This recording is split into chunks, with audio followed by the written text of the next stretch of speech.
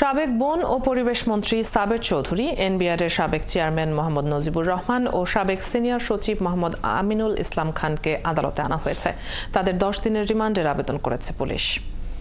সোমবার বেলা 2:30টার দিকে chief metropolitan magistrate আদালতে তাদের হাজির করা হয়। 2022 সালের বিএনপি কর্মী মকবুল হত্যা মামলায় পল্টন থানার মামলায় সাবেক মন্ত্রী সাবের হোসেন চৌধুরীকে গ্রেপ্তার দেখিয়ে তার 10 দিনের রিমান্ড চেয়েছে পুলিশ। আর সাবেক মুখ্য সচিব নজিবুর রহমান ও সাবেক স্বরাষ্ট্র সচিব আমিনুল ইসলামকে পল্টন থানার যুবদল নেতা শামীম হত্যা মামলায় 10 দিনের রিমান্ড আবেদন করা হয়েছে।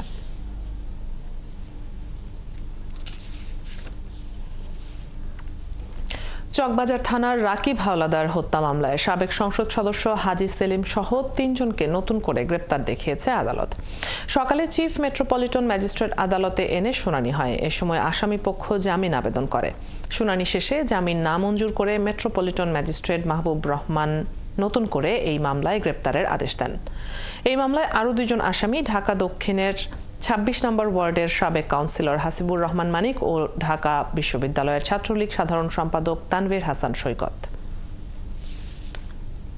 প্রাথমিক তদন্তে এই 3 জন হাজি সেলিম সহ বাকি 2 জনকে এই মামলার সঙ্গে জড়িত থাকার বিষয়টা নিশ্চিত হওয়ার পর তাকে আজকে আদালতে উপস্থিত করে তাদেরকে একটা দরখাস্ত দিয়ে বিজ্ঞ আদালতে এই মামলা তাদেরকে গ্রেপ্তার দেখানোর জন্য নিবেদন করেন।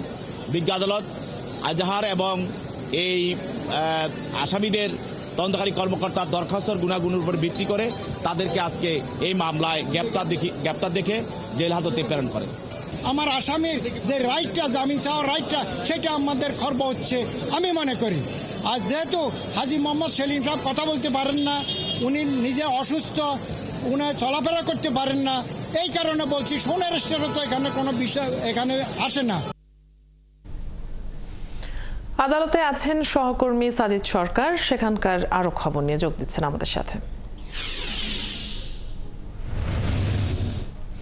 সাজিদ, এর আগের সংবাদ সংযোগে কথা হচ্ছিল আপনার সাথে সাবেক পরিবেশ মন্ত্রী সাবির হোসেন, এনবিআরের সাবেক চেয়ারম্যান মোহাম্মদ নজিবুর এবং সাবেক সিনিয়র সচিব আমিনুল ইসলামের বিষয়ে আদালতের সবশেষ পর্যবেক্ষণ কি জানতে পারলেন?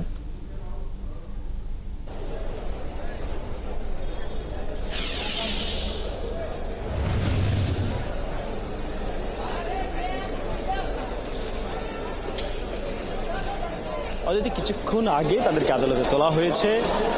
যেহেতু আদালতে তোলা হয়েছে তাহলে সেই হিসেবে তদন্তকারী কর্মকর্তা পল্টন থানার তিনি আসলে 10 দিনের রিমান্ডের আবেদন করেছেন ইতিমধ্যেই। একই সাথে বাকি যে 2 জন অর্থাৎ সাবেক মুখ্য সচিব এনবিআর চেয়ারম্যান নজিবুর রহমান এবং জননিরাপত্তা বিভাগের সিনিয়র সচিব আমিনুল ইসলাম খান, তারও আসলে 10 দিনের রিমান্ড চাওয়া হয়েছে। তবে এর আগে আদালত প্রাঙ্গণের যে চিত্র আমরা কিছুক্ষণ আগেও দেখেছি সেটি হচ্ছে যে এই এলাকায় সকাল থেকেই আমরা দেখছি যে সাবির হোসেন বিরোধী যারা রয়েছেন, অর্থাৎ দীর্ঘ 15 বছরে ওই এলাকায় যারা বিরোধী পক্ষ, বিশেষ করে ছাত্রদল, যুবদল, বিএনপির যারা নেতাকর্মী ছিলেন, তারা বিভিন্নভাবে বিভিন্ন সময়ে এই সাবির হোসেনের মাধ্যমে তারা নিষ্পেষিত হয়েছিলেন। তারা সকাল থেকে কিন্তু এখানে অবস্থান নিয়েছিলেন। একই সাথে সাবির হোসেনের পক্ষের লোকজনও ছিল।